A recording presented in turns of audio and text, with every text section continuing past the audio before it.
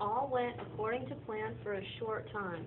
Under the banner of the Union Army, Nathaniel Lyon captured an arsenal and sent the goods to Illinois. In response, the Missouri National Guard was called up by the governor. Soon the two forces engaged in battle. The governor refused later to call up an army to support the North, and major conflict erupted. By the time the Civil War ended, 150,000 Missouri troops had fought on either side. Okay. So what this is saying is that Missouri voted to stay in the Union. In other words, they weren't going to secede from the Union.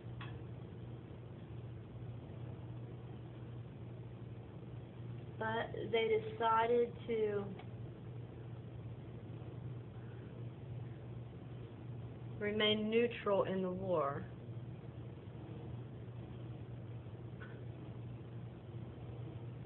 Neutral in the war.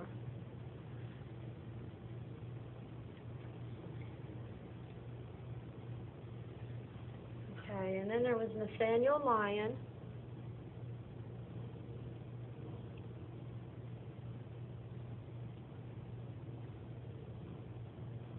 I-E-L.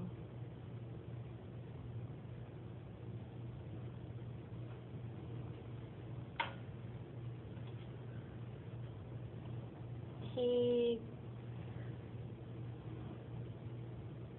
captured an arsenal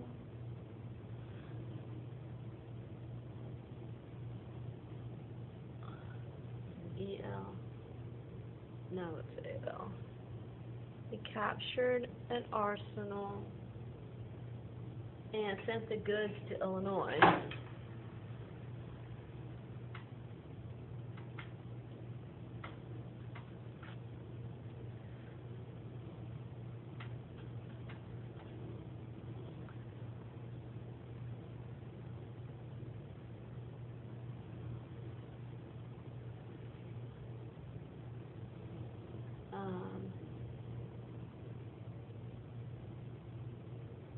So the Missouri National Guard was called up by the governor. So the National Guard was called.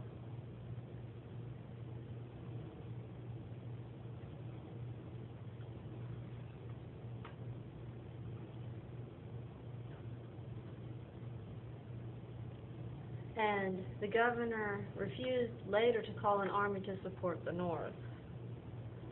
But it says by the time the Civil War ended, 150,000 Missouri troops had fought on either side.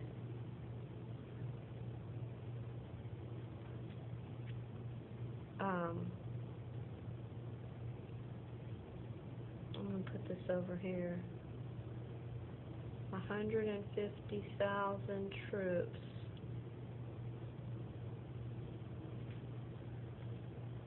fought in the war. Not in this battle, but in the war, by the time the war was over. So we're talking about Missouri. We said Missouri decided to stay in the Union. Now remember, from the beginning, they were pro-slavery. They were for the South. They decided to remain neutral in the war until Nathaniel Lyon captured an arsenal and sent the goods to Illinois. So the governor called up the National Guard. And so by the time the war was over, 150,000 Missouri troops had fought in the war, either on one side or the other. As military action escalated, the provisional southern capital was established. Since the state had become so hostile, the capital was actually located in Texas. For the remainder of the war, both sides engaged in increasingly brutal tactics. The two main groups were the Southern Bushwhackers and the Northern Jayhawkers. Both practiced guerrilla warfare throughout Missouri and Kansas. When Lawrence, Kansas was all but destroyed by bushwhackers, Union General Thomas Ewing believed people living in western Missouri had given them support In response, he ordered every resident living in any county bordering Kansas to leave. He then burned everything to the ground. Okay. So we said that a provisional southern capital was established.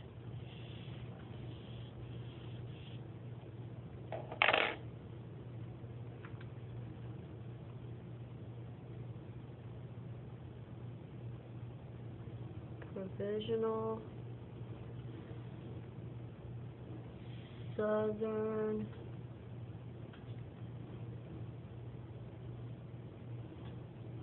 capital was established.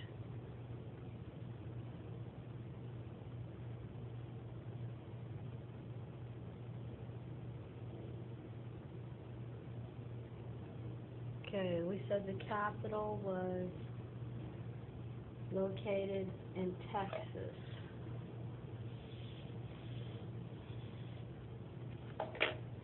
I'm put in Texas.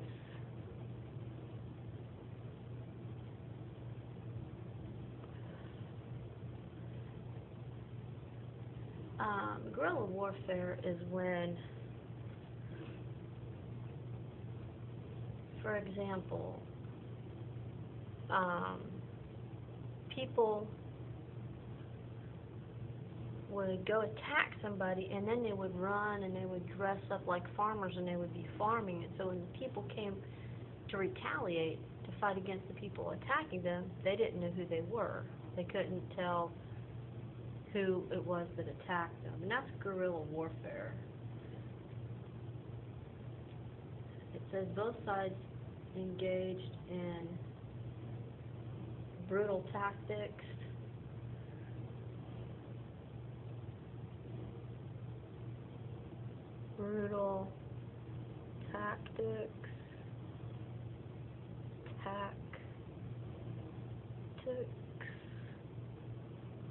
such as guerrilla warfare, G-U-E-R-I-L-L-A,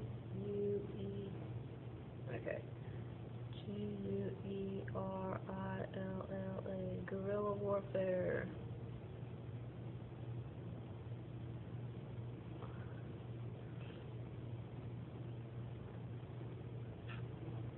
Okay. When Lawrence, Kansas was destroyed by bushwhackers,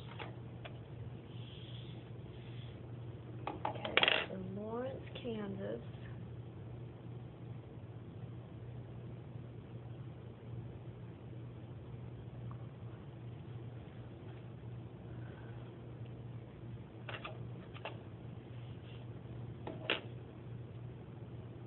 was destroyed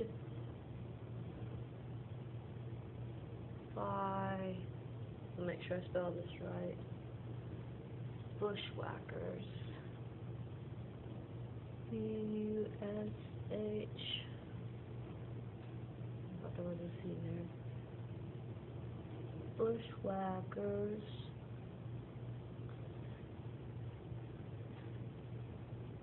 Union General Thomas Ewing believed people in western Missouri were giving them support. That's a horrible D. Okay, Union, put a U there so you know it was the Union. General Thomas Ewing, so I'm going to put Ewing.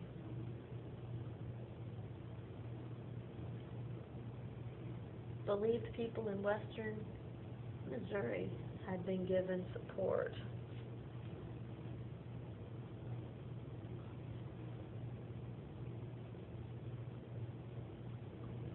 Western Missouri, M-O is Missouri, had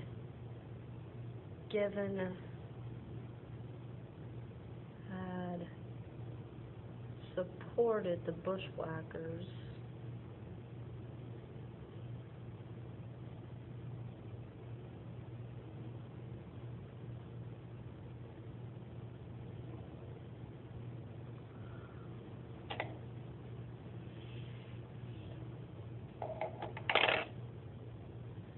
So he ordered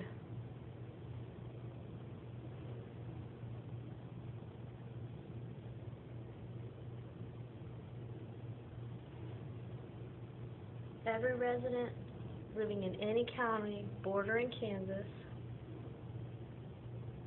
all residents of Missouri that bordered Kansas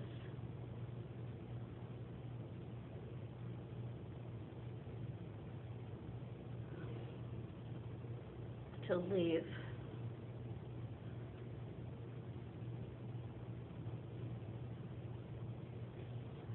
And you burned all those counties to the ground.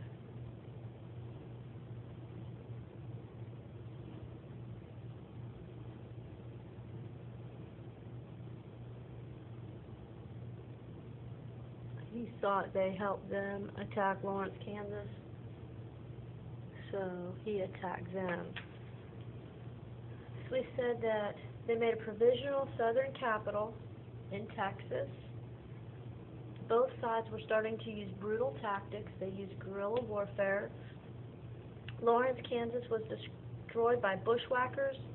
Union General Ewing believed western Missouri had supported the bushwhackers, so he ordered all the residents of Missouri that bordered Kansas to leave, the counties that bordered Kansas, and he burned all those counties to the ground.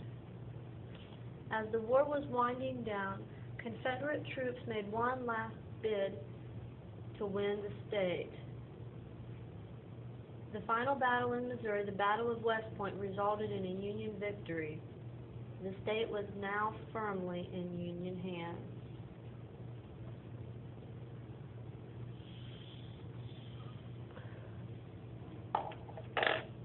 Okay, the Battle of West Point.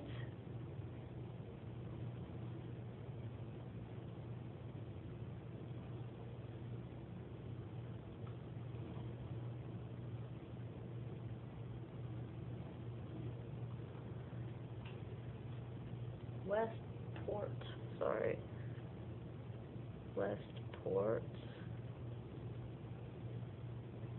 This was the final battle in Missouri. Okay, the Confederates tried to win the state.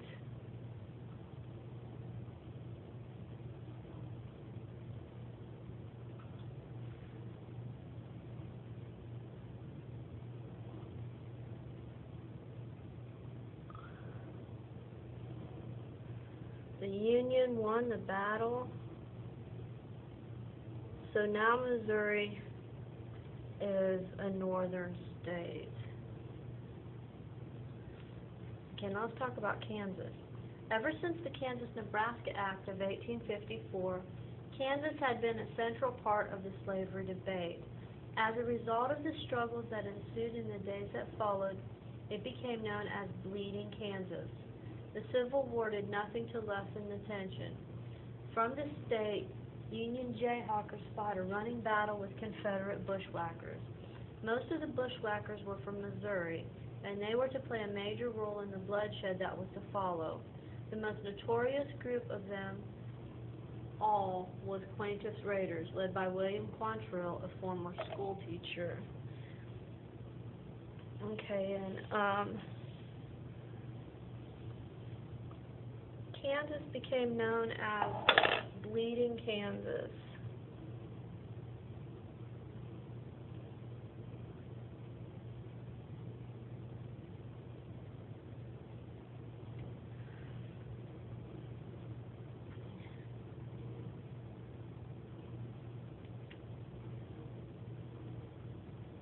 The bushwhackers kept attacking Kansas, and most of them were from Missouri.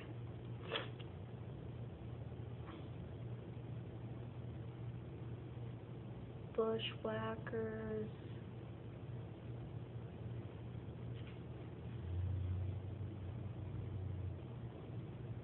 Most from Missouri attacked Kansas.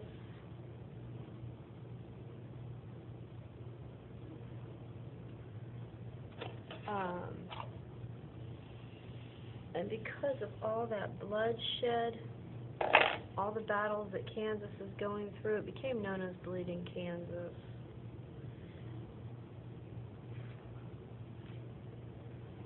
The most notorious group of them was Quantrill's Raiders,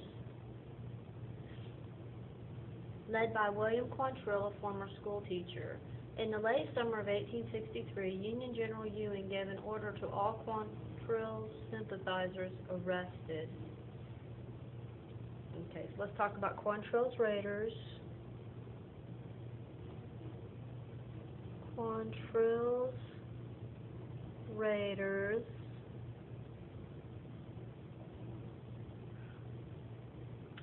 And we said that William Quantrill was a former school teacher.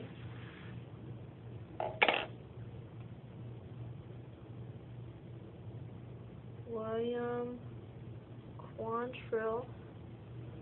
That's a horrible cue.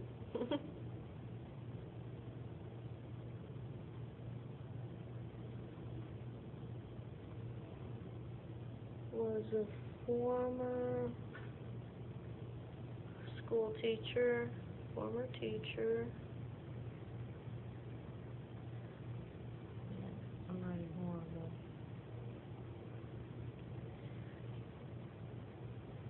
In 1863, Union General Ewing had all of his sympathizers arrested.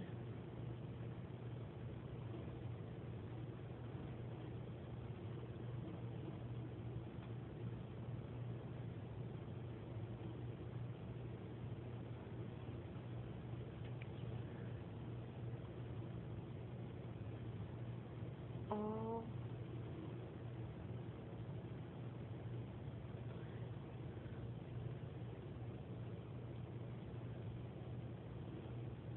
sympathizers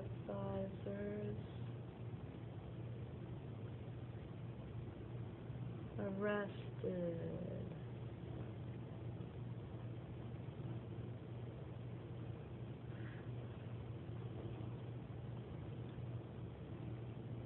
Okay. We said the Battle of Westport, the Confederates tried to win the state. I guess I should have put tried to win Missouri, because that's the state we're talking about. They tried to win Missouri, but the Union won, so now Missouri is a Union state. Bleeding Kansas. Kansas got the nickname Bleeding Kansas because of all the fighting. The bushwhackers, most of them from Missouri, attacked Kansas. Quantrill's Raiders. William Quantrill was a former school teacher. In 1863, Union General Ewing had all of Quantrill's sympathizers arrested. They were imprisoned in Kansas City for a short time. For unknown reasons, the building they were housed in collapsed, killing a number of women. 8 days later, Quantrill and his raiders attacked Lawrence. They hit the town hard in the early morning and left in just a few hours. In this short time, they burned 1/4 of the city to the ground and executed more than 175 men and boys. Then just 2 months later, Quantrill's raiders attacked the fort of Baxter Springs, Kansas. Again, many people were killed. Okay, so we said, and we're still talking about Quantrill's raiders. They're imprisoned in Kansas City for a short time. Imprisoned. No, it's talking about their sympathizers. It's not talking about the raiders, it's talking about their sympathizers, the ones that were arrested. Imprisoned in Kansas City. And it says the building that they were in collapsed.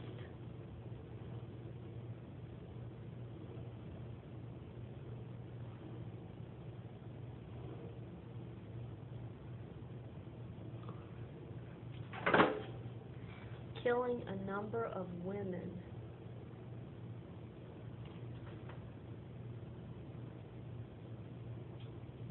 So killing many women. And then it says 8 days later,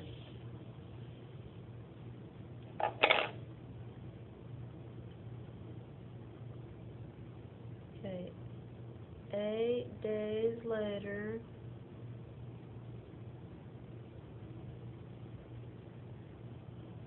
they attacked Lawrence.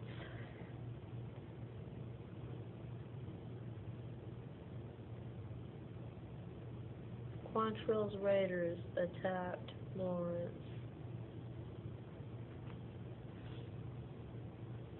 Says they burned 1/4 of the city.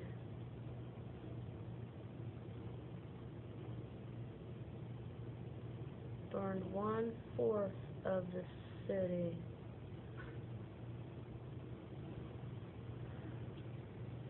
And they killed more than 175 men and boys.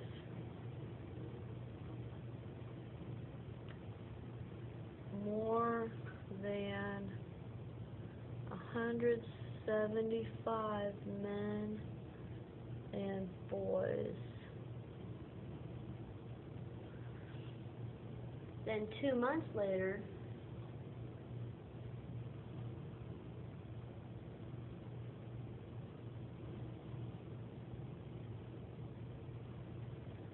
they attacked the fort at Baxter Springs.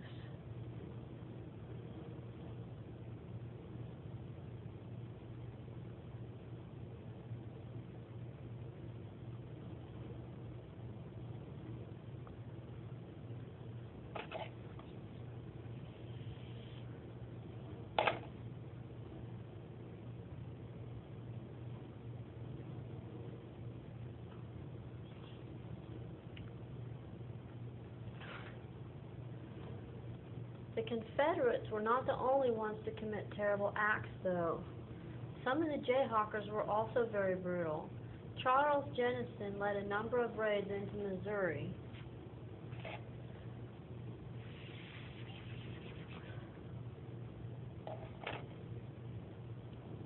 In one such series of raids, his group burned down dozens of buildings and homes, leaving nothing standing but the chimneys.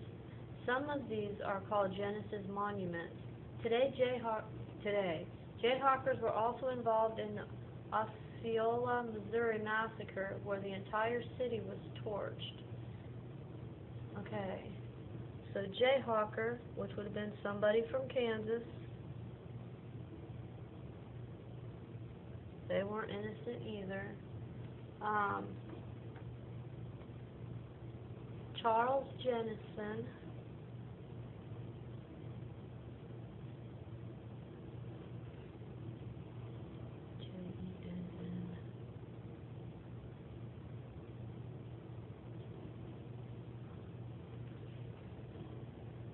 and he raided Missouri.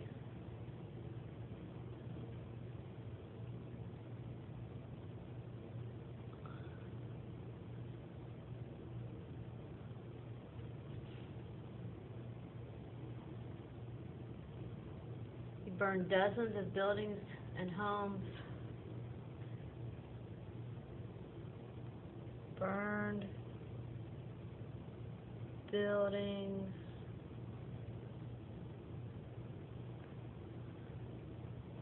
leaving only the chimney.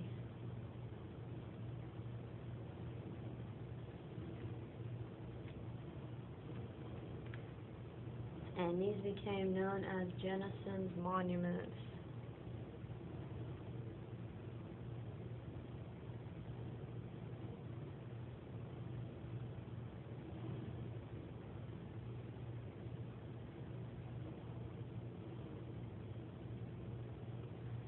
Police said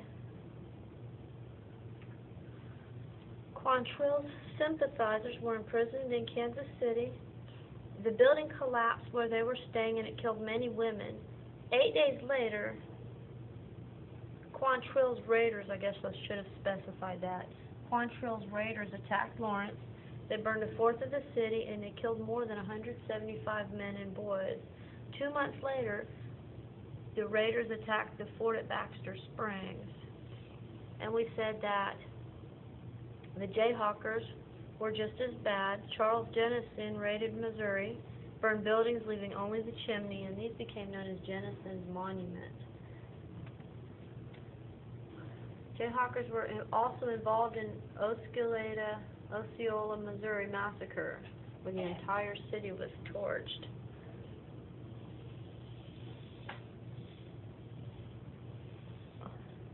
Okay, so they torched Osceola, Missouri. Osceola, Missouri massacre.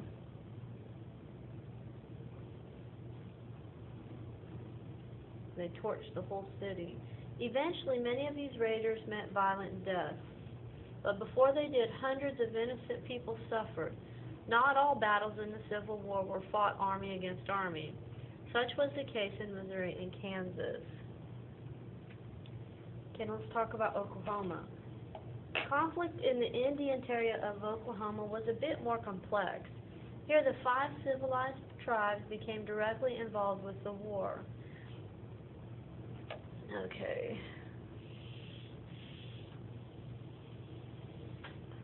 So Oklahoma. Now we're going to discuss Oklahoma.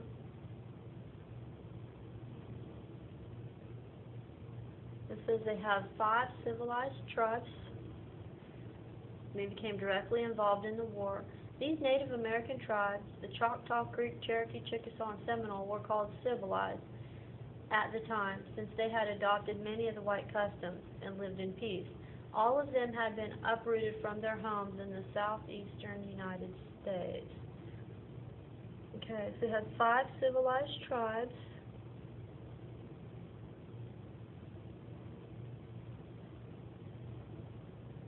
Which means they adopted white man's ways.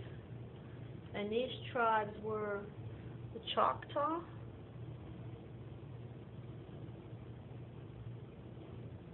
Creek, Cherokee, Chickasaw, and Seminole. Cherokee, Chickasaw, C-H-I-C-K,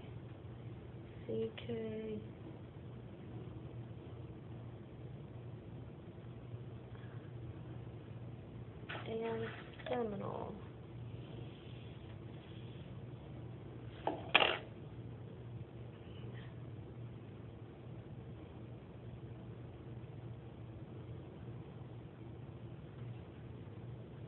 As war broke out, both sides wanted these Native American nations as allies.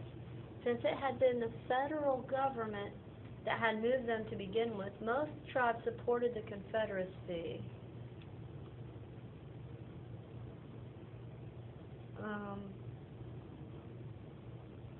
The federal government moved them from their homes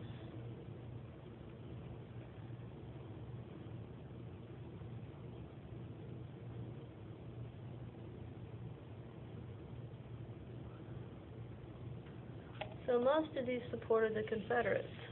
They're already mad at the federal government. So they supported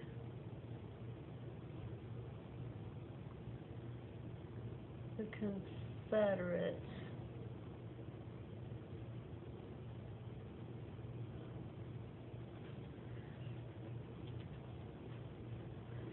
The Choctaw and the Chickasaw were decidedly on the side of the Confederacy, while the other 3 nations were split between the two. When war broke out in Oklahoma Territory, battles were mostly fought between these tribes. In the 6-week span of time in the winter of 1861, Confederate forces defeated the Union 3 times, driving them completely out of the territory into Kansas.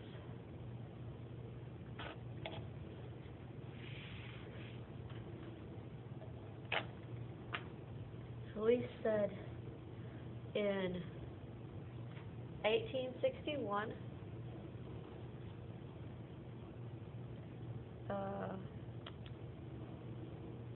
winter of 1861.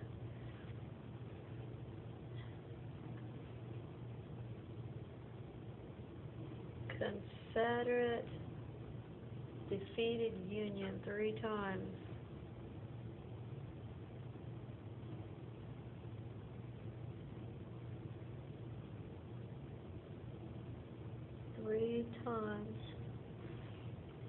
And drove them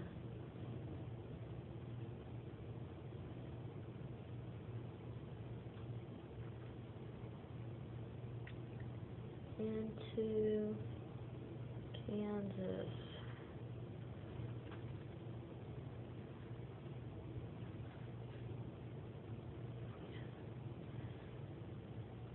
We talked about Oklahoma. We said there are 5 civilized tribes: the Choctaw, Creek, Cherokee, Chickasaw, and Seminole. We said that the federal government moved them from their homes to begin with, so most of them supported the Confederates. Most of the battles fought in Oklahoma were between these 5 tribes. In the winter of 1861, the Confederate defeated the Union 3 times and drove them completely out of Oklahoma into Kansas. Now let's talk about Texas. One of the first strategies employed by the North was to blockade southern ports. This made it virtually impossible for the Confederacy to trade with foreign nations. The Confederate state of Texas was one exception to the rule. It was here that southern trade was established and kept throughout the war. Southern merchantmen would take their goods to Mexico and then trade with foreign markets. Beginning in 1862, the North tried in vain to capture key areas in Texas. Okay, so Texas.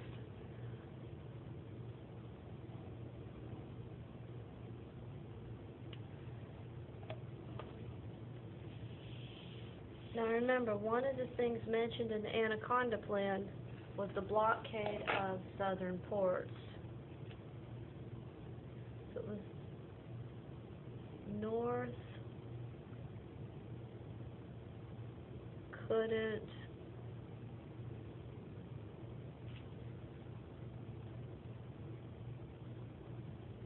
block Texas ports.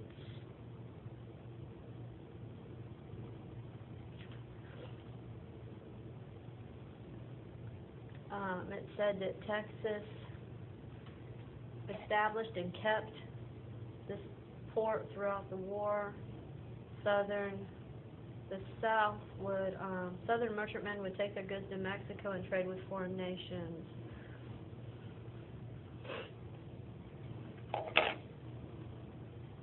It said Southern merchantmen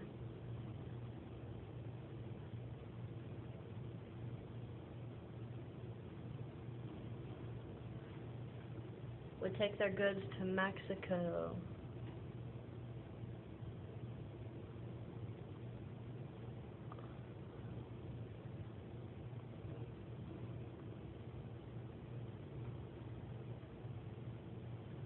And trade with foreign markets.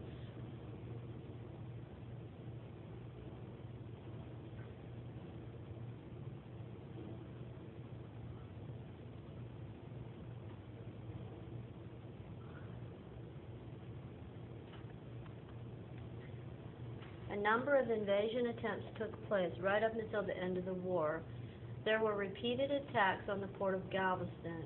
The Battle of Sabine Pass was a total Southern victory, as was the Battle of Mansfield in western Louisiana. The last battle put an end to Union attempts to defeat Texas. Since this part of the country was fairly isolated from the rest of the war, word about the war's end did not reach there for some time. As a result, the last battle of the Civil War was fought in southern Texas, a full month after Lee surrendered.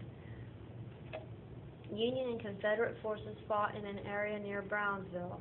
As with the first battle of the war, Bull Run, this battle was a complete Confederate victory.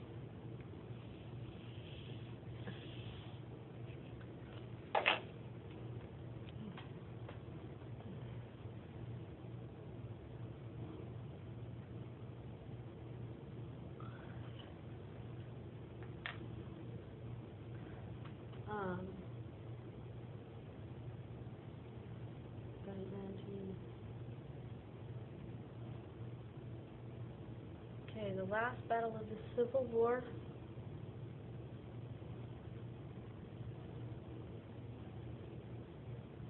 The last battle of the war was fought in southern Texas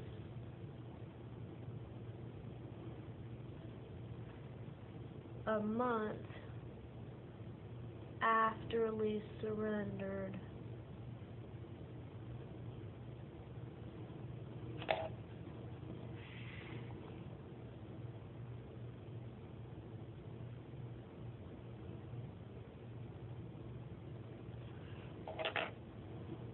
And this was because of lack of communication.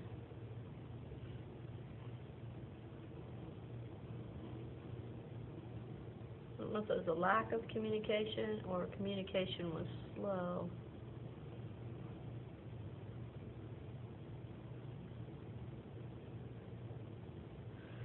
If you think about it, if something happens today because of our cell phones and computers and the internet, the whole world knows within a matter of minutes.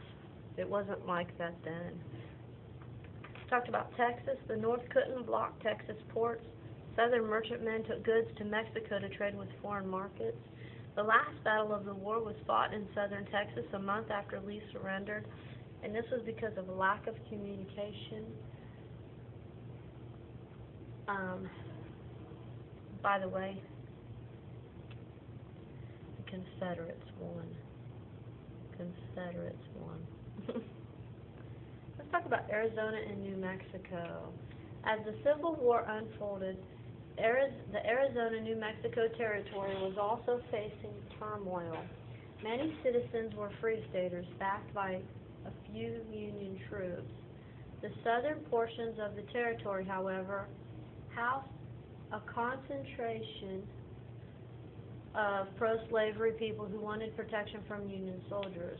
A call was made to Confederate forces based in Texas. Okay, so let's talk about Arizona and New Mexico.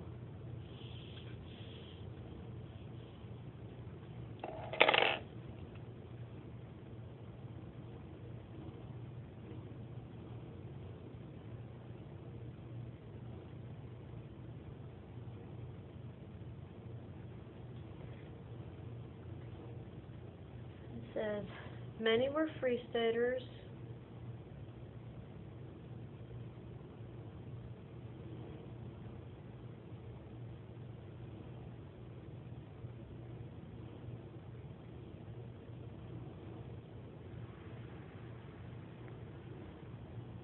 Backed by a few Union troops. The southern portions of the territory, however, housed a concentration of pro-slavery people. Okay, free staters, I'm going to put Union here so we don't get mixed up between the terms. But we said that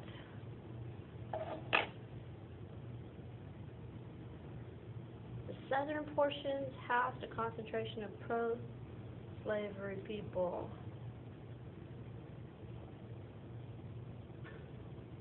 Housed pro-slavery.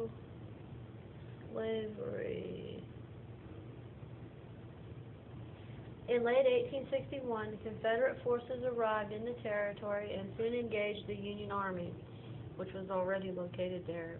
The Battle of Valverde in February of 1862 was the first major conflict and resulted in a big Confederate victory. So there's the Battle of Valverde.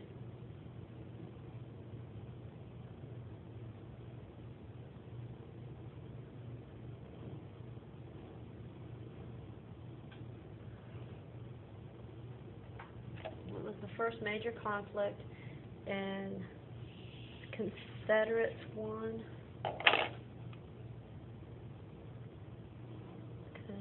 Confederate victory.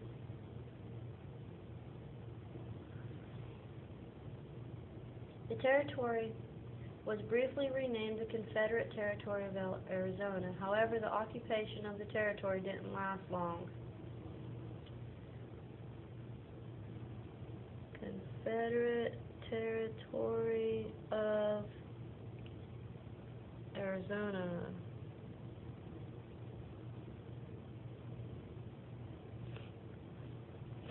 Reinforced by Union soldiers from California, the Northern Army counterattacked in March. In the Battle of Glorieta Pass, Confederate forces were prevented from moving north into Colorado. So, Battle of Glorieta Pass.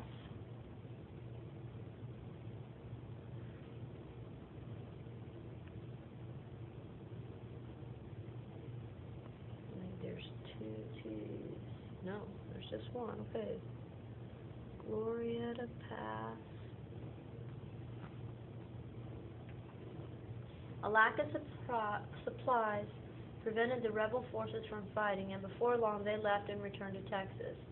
Even though both battles involved a minimal number of men, they changed the complexion of the Southwest, making it Union for good.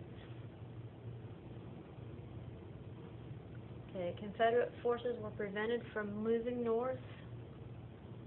Confederates were prevented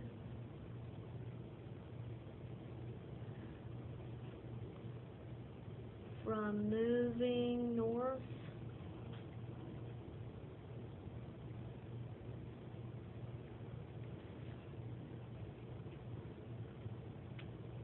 They returned to Texas.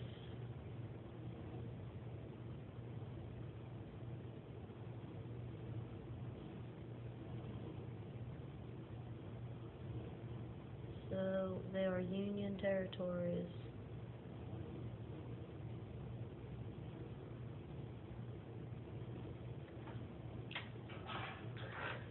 Okay, so we talked about Arizona and New Mexico. We said many were free staters, which means they were for the North.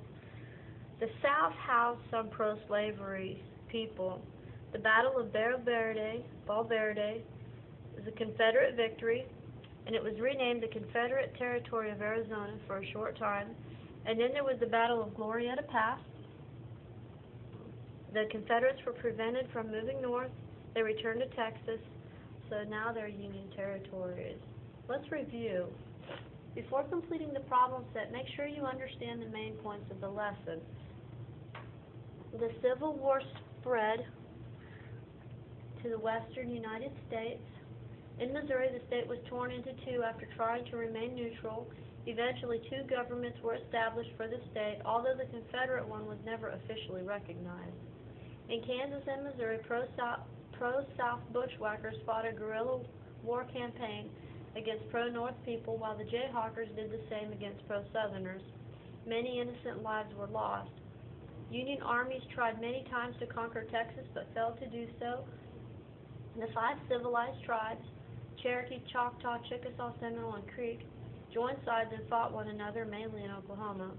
A few small battles were fought in the Arizona and New Mexico territory, with the Union finally gaining permanent control of the Southwest. Go ahead and study this lesson and review your notes and finish the questions.